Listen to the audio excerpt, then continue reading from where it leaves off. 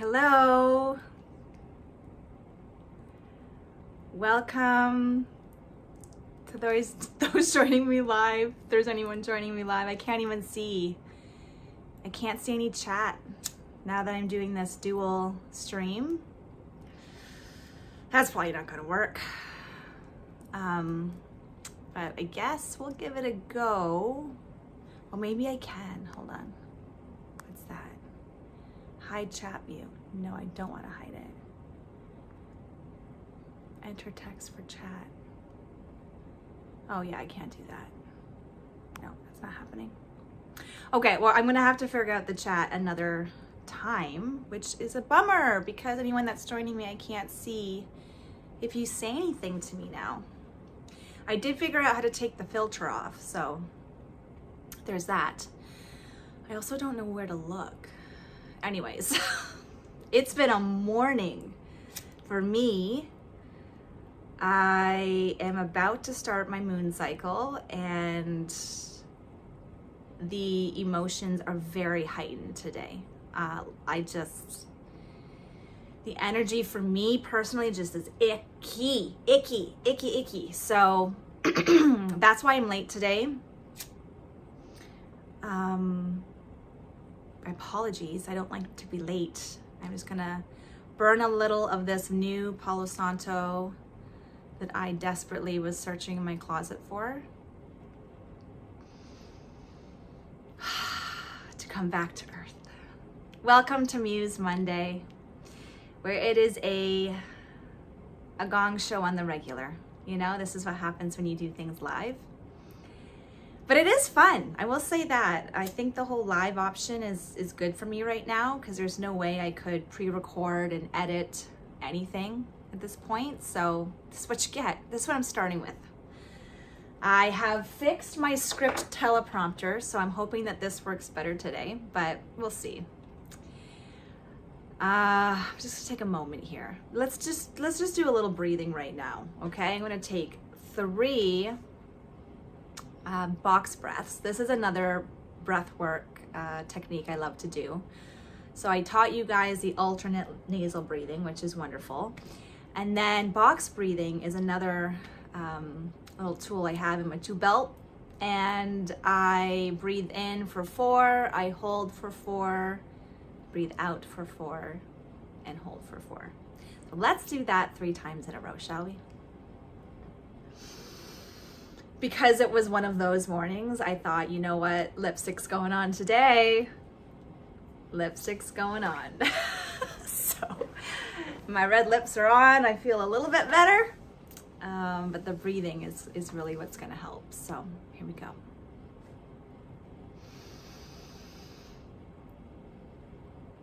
Hold. Out.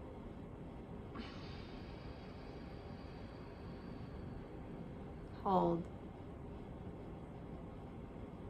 It was a little bit sloppy, but we're gonna do it again anyways. So in. Hold.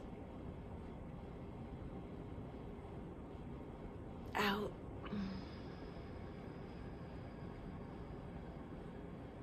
Hold. In. Hold. Out.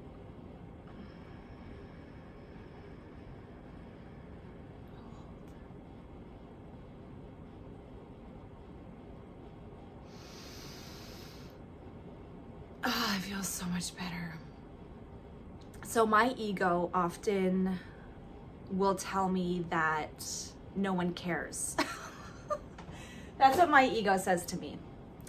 I often hear a voice saying, you're boring people, no one cares about you, your life, your day, how you're feeling, no one cares.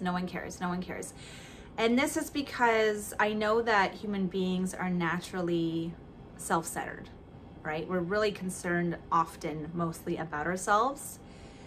And we're energy beings. So we have a finite amount of energy in our bodies, meaning it's energy to listen to people, it's energy to talk. It's energy, energy, energy, right? And so for me, I have to tell my ego to shut up. And if I want to say something about my life or what's happening for me in my morning, I'm damn well allowed to. And if you don't want to hear it, then just don't tune into my channel. How about that? Okay. So I'm gonna put this out. We're gonna get going. And I'm really bummed I can't see the chat right now, but I'll have to work on that. I'm streaming on YouTube, I think, right now too. Oh, I should probably set my timer. Okay, here we go. 40 minutes maximum. Okay. For those who don't know who I am, my name is Justine. I am one of the 3 feminines involved in a collective called the Arcane Muse Collective, where we host a live stream podcast once a week, every Thursdays at 11 a.m. Actually, we're changing that to 12 p.m. Eastern Standard Time because 12 seems to work better for everybody.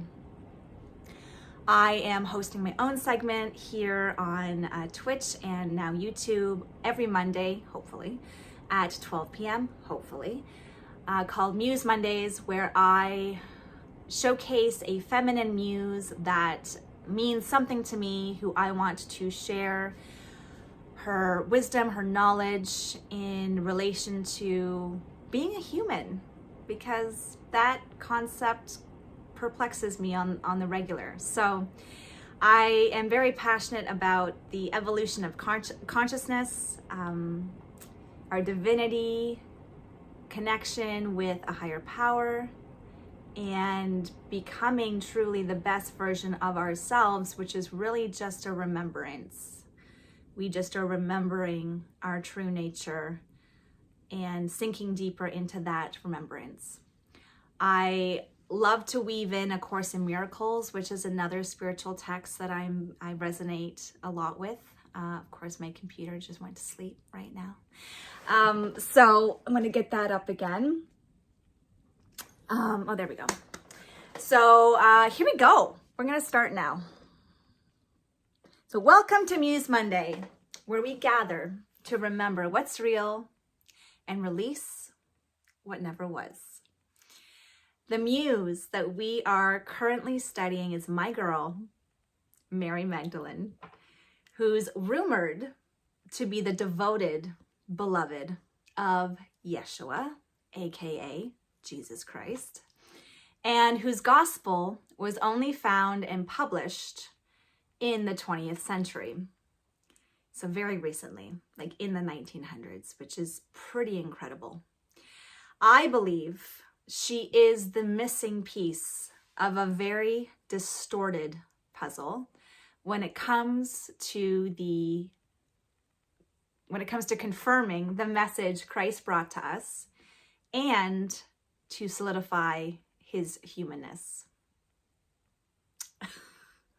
Today, we're looking into a powerful truth found across sacred texts, many sacred texts, which is the illusion of separation. From the Gospel of Mary Magdalene to A Course in Miracles. This is going too slow. Oh my God. I have to pause this and speed it up. You guys love me. I know you do. You love all of the mistakes I make. You know what? I really just want to show you that I'm okay with looking like a complete fool. I just am. I'm okay with it. I'm okay with you guys seeing me get up and trip and fall down and stumble and fumble, because it's part of being a human. And I'm putting my best foot forward and I'm learning as I go, and it's this will all smooth. Anyways, okay. Back to my script. To the essence of Christ's original message, they all point to the same truth. We were never separate from God. This is still going too slow. We only believed we were, or rather, we forgot.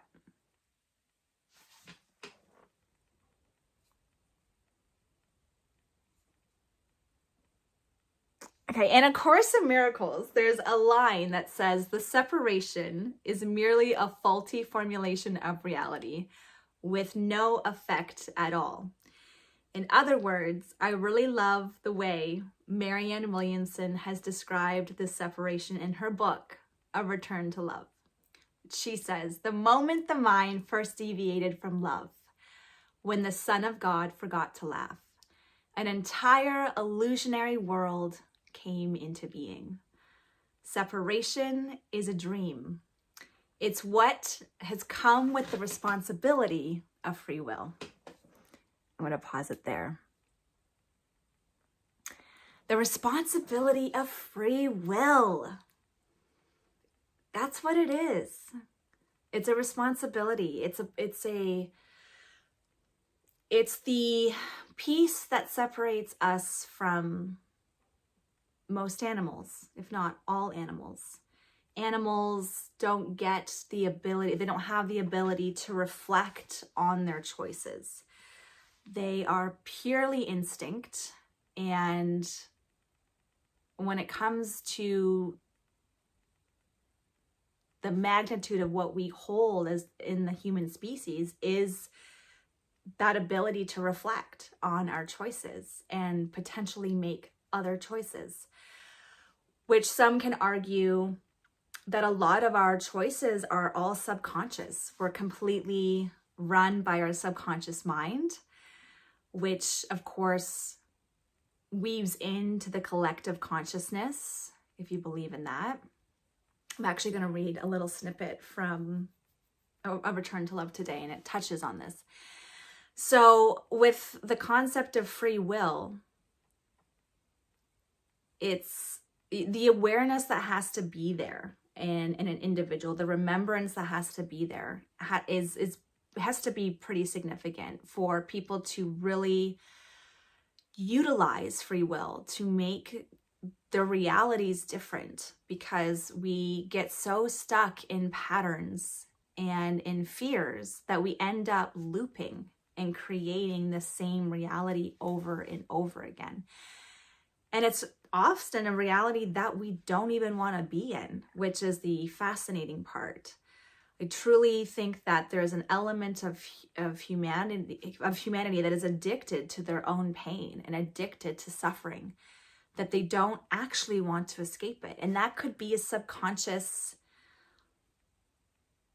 undertone. Like that could just be the pull of the subconscious, these deep rooted beliefs from, even past lives that we can be born with, that continually keep us trapped in realities that we don't want to be in. So when it comes to utilizing free will to create your reality, it takes the reflection of the human mind and human psyche to say, what do I really want in my reality? And then what are the steps necessary for me to take to help that come to life?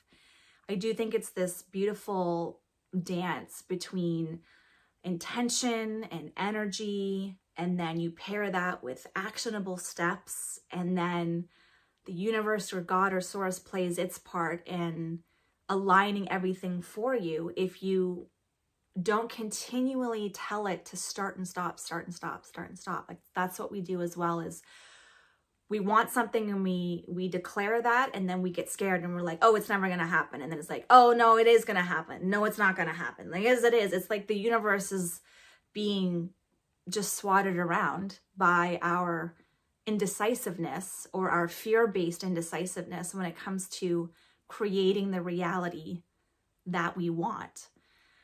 For myself personally, I reflect back on my life. There has never been a time where I've wanted something to come to fruition, like a big shift in my life, and I haven't made it happen. I've made it all happen. I'll get pretty big ideas in my mind, like moving to LA and moving, to Maui and selling everything I own and shipping stuff to an island and, starting a business, a product business with 2 little boys, like a brand new baby. And I was like, I have a great idea. I'm going to start a baby wrap business in Canada with a 4-month-old and a 2.5-year-old because I'm not busy enough. I'm not busy enough. I need more challenge in my everyday. But I follow these hunches, and I'm not afraid of hard work. And I love bringing things to life. And, I didn't go to post university or anything. So all of these experiences have really been such an education in, well, so much. But first and foremost is bringing a vision to life. It's no easy feat. When I was starting that business and I just had my 2 little boys, I told people all the time that this is as hard, if not harder, than bringing new life, like babies, into this realm and nurturing them. But I did that. I did it. I did it for 3.5 years, and my business was so representative of what's important to me and my values. And the product was sustainable. It was all made in Canada. The fabric I used was from a special tree, and it was the way it was harvested was all sustainable. I wanted specific colors. There was only one dye house that I could use. Everything was through the roof expensive because making any products in Canada is extremely difficult and expensive because we have no competition here. I wanted to donate a portion of my proceeds to not 1, but 2 maternal charities, one within North America and then one internationally, and to bring awareness to just maternal health and women dying through childbirth in other countries and not having the support they need. Oh my gosh, it goes on and on. And I did all that with while being a mom. And it's because I wanted to, and I made the choice to make it happen. Was it wildly successful in the way that I wanted it to be? No, no, it wasn't. I broke even, which is actually a big woohoo, considering that most startups go out of business in the first year or 2, and it's usually at a loss. So I did 3.5 years at break even. It's not terrible, which is why I laugh with this whole raw Canada made products right now because of these tariffs.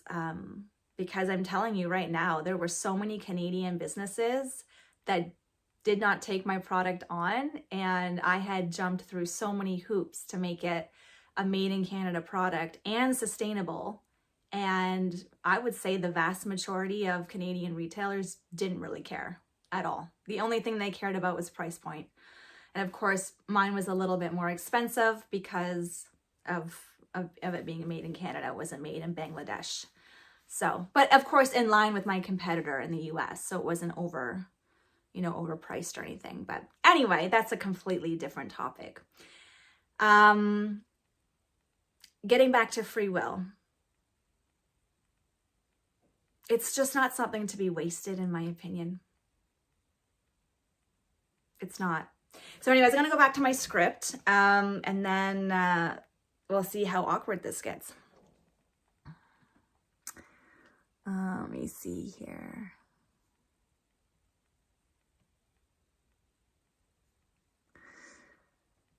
Okay, so the story of Eve eating the apple is symbolic of our mind choosing to stray from love and into fear. It's the fall in falling asleep. So fear, judgment, and pain, they feel real in the moment, but they don't come from truth. They come from the illusion of separation. They come from forgetting who we are.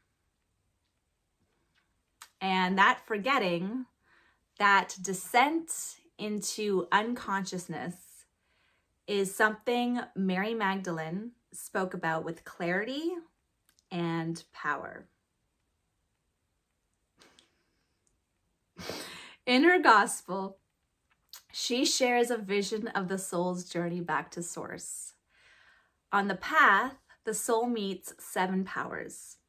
They're obstacles or illusions that must be transcended on our way to enlightenment. The first one is darkness. Not darkness, though, as in evil, but darkness as in forgetting, as an unawareness, as in sleepy town. You're sleeping. You're in darkness. You are sleeping, fast asleep. As the soul saying, I don't know where I come from and I want to return home.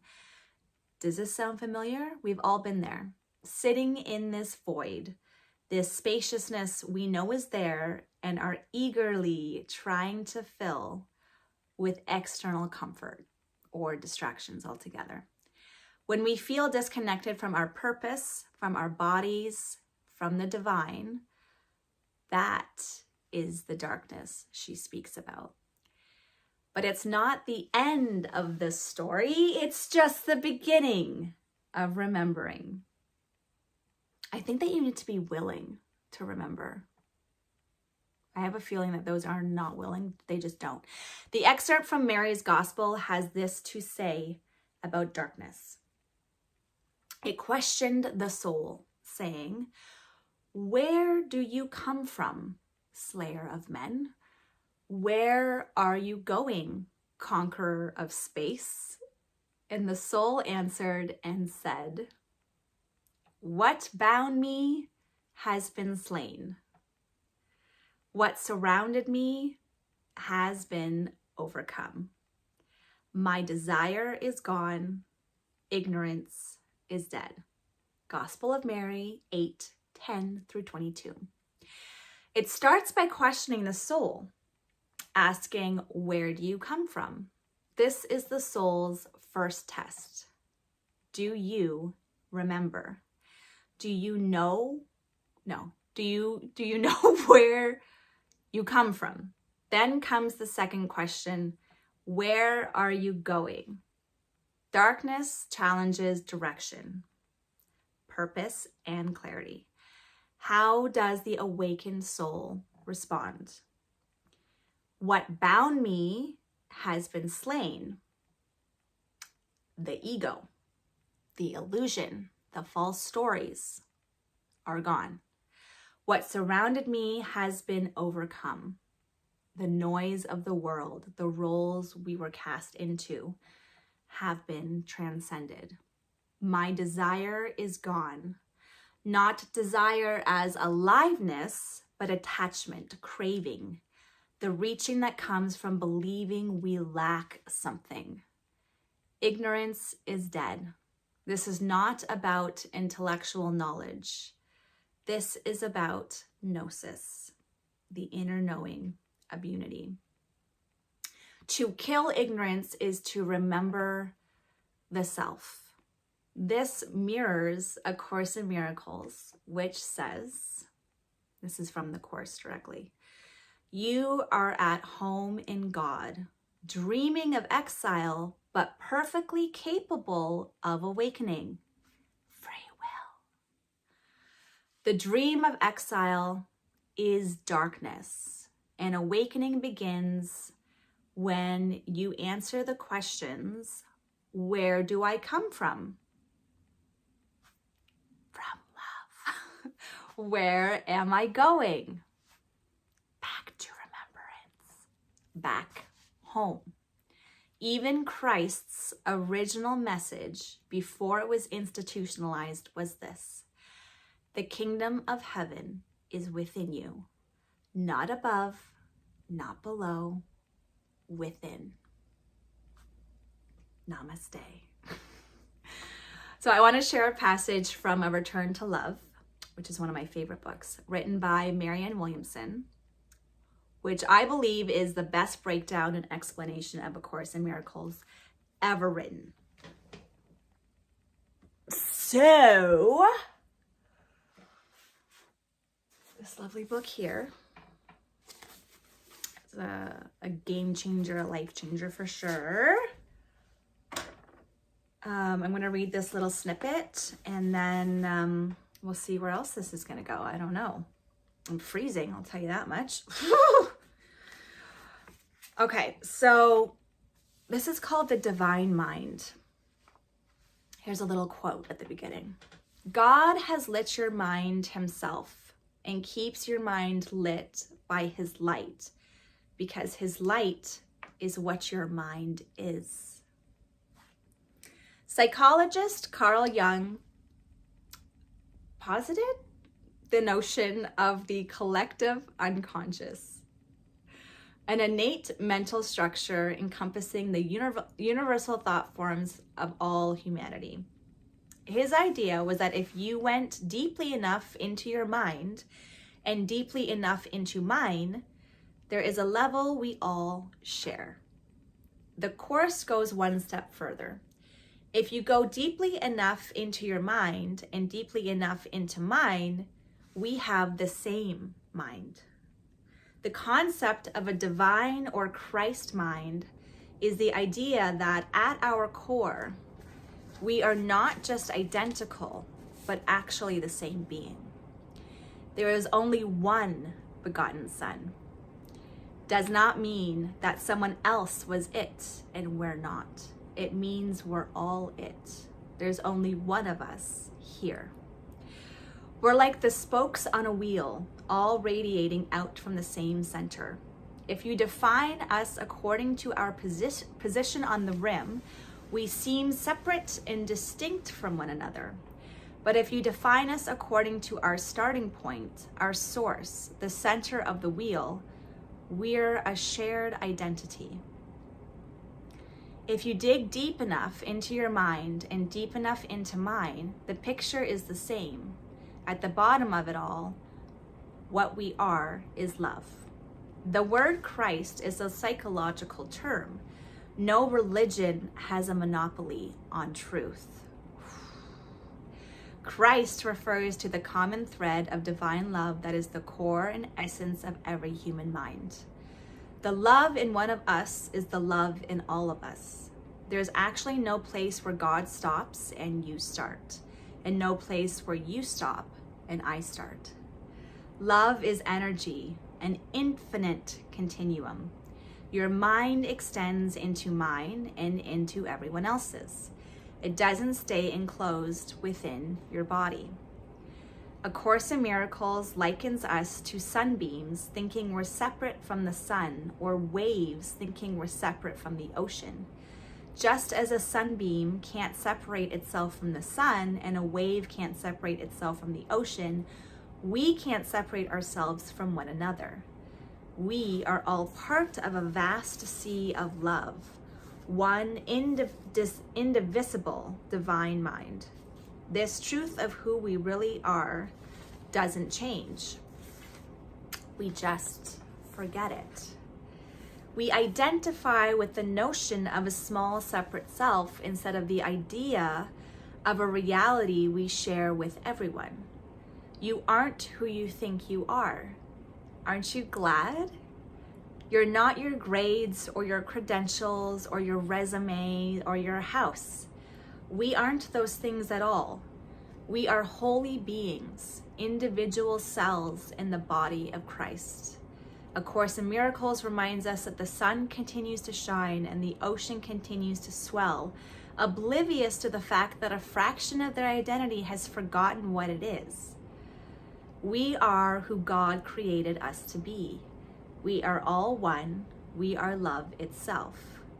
Accepting the Christ is merely a shift in self-perception.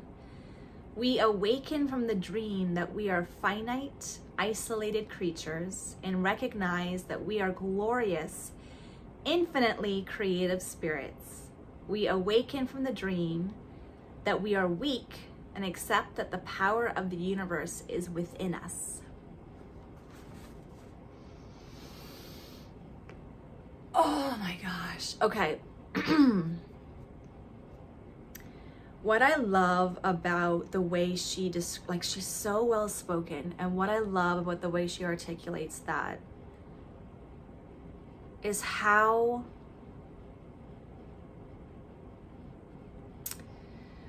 empowering it is. It's so empowering to remember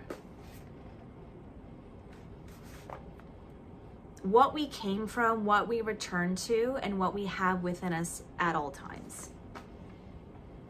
I truly believe that this is why the institution of religion never preaches this. They do a really good job preaching and talking about unconditional love. So loving others the way that Christ preached about and the way that Christ loved others. And there is something so beautiful in that. I'm not going to knock that.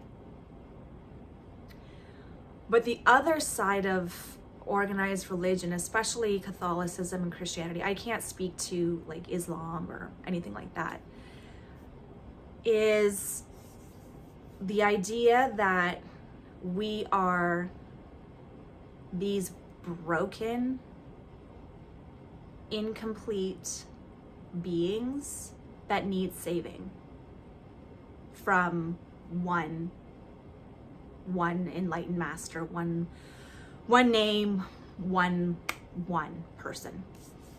And I love how she speaks about the fact that there is not one begotten son, and that when Jesus said that no one, I think he says, I can't remember exactly, something about like no one gets to the Lord except through me, something like that, and how they've taken that and just like run with it and have really twisted it into saying, if you don't believe in this specific idea of or version of the truth, that you will be condemned to hell for eternity.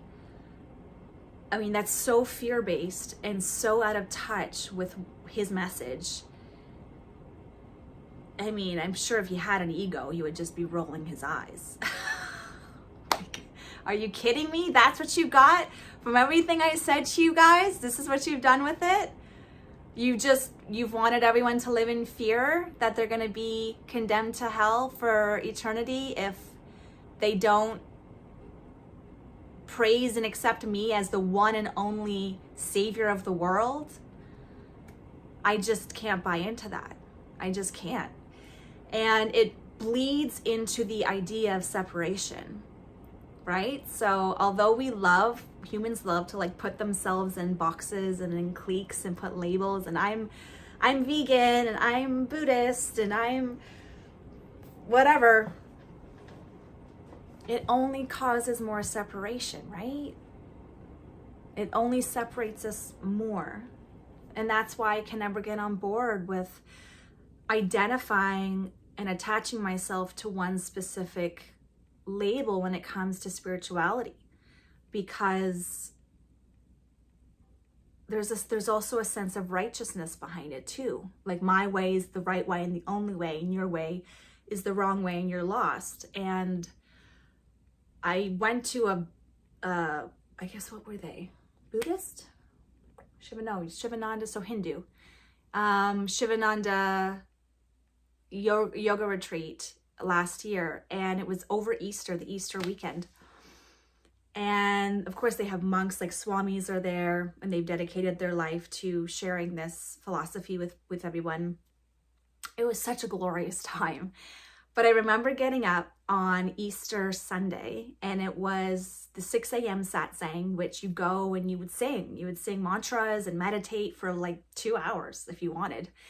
And they had this gospel church come from Nassau and share in singing and praising God. And I remember getting up in the morning and being so excited to just go praise God and sing and worship. And I had this realization. I'm like, there is no way that these people who don't identify as Christian or Catholic or what have you, they're practicing Hinduism. There's no way that these people are lost. They're just worshiping in a different way. But it's all the same truth. It's like many paths leading to one. And if it's rooted in love and it's rooted in some semblance of divinity, and I believe the divinity within, there's lots of, I'm sure, religions that don't preach that there's divinity within, then I think it works. It works. So that's why I can't get on board with identifying with one religion, because it really perpetuates separation, and I don't want to say that my way is the only way. If you have found God meditating 6 hours a day, great. That's wonderful. This is a very personal journey, and no one can dictate to you what your experience of God is. That's another thing. Like, nobody can dictate that to you. That is your personal experience. And I think it's very sacred. And how I got to be where I am today was through an experience that just woke me right up. I just saw where I was looking for my value outside of myself. And I remember the moment pretty clear where I was like, oh my gosh, no. I have to look within. I have to look to God for my value. I can't be looking outside of myself for my value. I can't look to someone to tell me what my value is. Only God, only my relationship with a higher power can dictate what my value is. And the amount of, I don't know, the jump in my consciousness level and in my intuition was just like huge, huge. And it was very fast.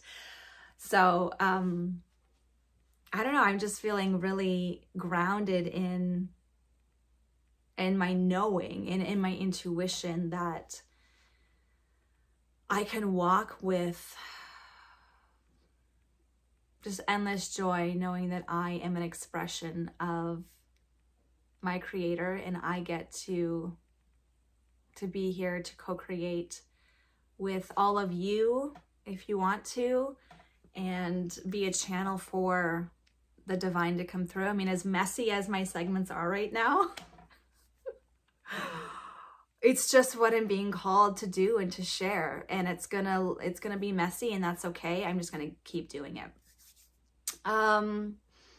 Okay, so there's one part, we're at like 37 minutes, I think. Yeah.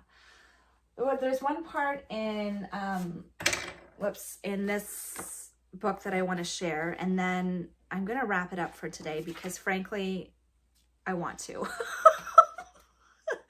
I want to. I have to pee, to be honest with you. So that needs to happen soon.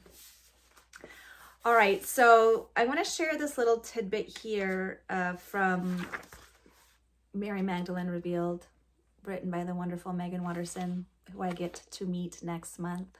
I'm just so excited. And this chapter is called How a Feminist Sees an Angel. And it really speaks to how Mary Magdalene became a prostitute. Here she goes. There's a legend that Mary Magdalene was lifted up 7 times a day by the angels. She lived in a cave in the south of France where she had escaped persecution after her brother Lazarus was beheaded farther south in Marseille. Supposedly, she had been ministering there in France in the years following Christ's crucifixion. And in the last 30 years of her life, she remained in this cave known as La Sainte Baume, where angels gathered her up and transported her to the peaks of the mountain range, to the rarefied air where their messages could be heard more clearly. In the artistic depiction of this legend, Mary Magdalene is held literally, physically, by a bevy of angels. Wings surround her body and her hands are pressed to her heart with her gaze directed even farther upward. For example, an Italian Renaissance artist, Giotto di Bondone, painting of this legend, Mary Magdalene's body is covered only by her long red hair and lifted up by 4 angels, her hands pressed together in prayer. I think Mary was lifted 7 times a day by the angels, but I also think we've deeply misunderstood what this scene represents. If we can find our way back to this legend in Mary Magdalene's story, seeing with a new sense, perceiving with the eye of the heart, we'll remember a truth so many of us have forgotten.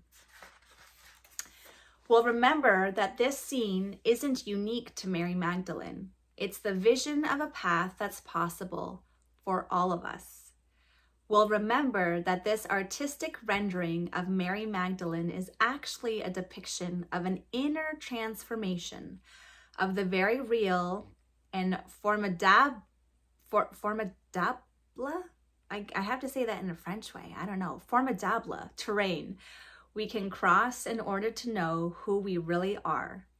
And we'll remember that an angel is simply a thought that lifts us up from out of ourselves, from out of those cages the ego would prefer for us to remain in. If this is all you read, if you put down this book at the end of this sentence, know that this is the most important message of Mary's gospel. We are inherently good. Now, if you're still with me, that goodness can never be lost. We can feel lost to it, but it is woven into the fabric of who we are. It's our nature, goodness. And the word that for me describes this experience of knowing this inherent goodness is soul. The word soul to me describes that in the eternal aspect of our being, an aspect that allows us to feel loved and to experience that we are love, and that our humanity is not intrinsically sinful or shameful. This human body is the soul's chance to be here. When I see a painting of winged beings decked in Greek togas or naked with golden halos above their heads lifting up Mary Magdalene, I see this as a symbolic depiction of an inner transformation. I see it as an artistic expression of a very intimate moment when Mary chooses love from within her. These angels lifting her up in so many of these paintings to me are actually meeting her in her heart, taking her from out of the despair or lack of forgiveness or the envy that's oppressing her and bringing her back again to the good, to God. Angels are the thoughts, the memory, the sensation of love. They are whatever comes and shifts us from being lost within ourselves to seeing again, not with the ego, but with the eye of the heart. Sin in Mary's gospel is not about a long list of moral or religious laws. It's not about wrong action. Sin is simply forgetting the truth and reality of the soul, and then acting from that forgetful state. The body then, the human body, isn't innately sinful. Sin is when we believe we are only this body, these insatiable needs, these desires and fears the ego conjures. Sin is an adultery or an illegitimate mixing, a mistaking of the ego for the true self, rather than remembering that the true self is the soul. The soul lives in the silence, the stillness we have to meet with inside us, which can make it hard to hear and to find. Words are the ego's favorite outfits. Words are how the ego breathes and fuels the flames of thoughts that start replaying inside us from the second we wake up. Our capacity to see the truth, that we are sinless, that we are good, has nothing to do with the eyes. So why 4 angels and why 7 times a day? I think perceiving the good takes practice. And I think we need help getting to that place above the mountains, deep within the heart, that reminds us of what's good, especially in a world or within a heart that has been shattered and has long since fallen apart. Luke 8, 1 through 3 is the first passage in the New Testament when we hear Mary Magdalene's name. This is the passage I've mentioned that claims she was healed of 7 demons. But that, for me, confirms her mastery of the 7 powers she describes in her gospel. Pope Gregory's homely 33, with his interpretation of Mary as the prostitute, took off like the hottest possible gossip, as we can imagine, and still reigns as truth today. According to Harvard scholar Dr. Karen King, the reason for the popularity of the Pope's view of Mary and why it has held the collective imagination for nearly 2 millennia is because it served the early church fathers. This fiction solved 2 problems at once by undermining both the teachings associated with Mary and women's capacity to take on leadership roles. And this is what's still at stake with the vision of Mary from the 1st century to the 21st century. Women's spiritual authority within the church has been hard-won, opposed, or flat-out rejected. The last time Mary is mentioned in the New Testament is in John 20, when Christ rises from the empty tomb to her to say her name. She is the one with the eyes that can perceive him. We see how much time we got left. Good, it's not working. Of course it's not. 46 minutes. That's enough. That's enough for today, everyone. If this was painful for you, I'm so very sorry. I'm so very sorry that it was another rough go for me. But thank you for tuning in, for joining me, for your patience, for your love, for your openness to receive. If you keep coming back, that's wonderful. Thank you so much. I will see you next Monday. I will see you Thursday if you tune in to Goldcast for our intimacy series, which we are doing right now. We're talking about some spicy, juicy goodness. And please follow us on Instagram if you're on that piece of shit. Just kidding. I love-hate Instagram. It's a love-hate relationship. You can find us at the Arcane Muse Collective. Also on YouTube, if you'd like to subscribe. We are going to be posting more on YouTube as well to expand our audience. And I hope that you have a glorious Monday. And I'm praying that the sun comes and it's warm this week because Mama needs that. Mama needs it. Okay, bye guys. Thanks. Bye. Trying to get off this now and bye.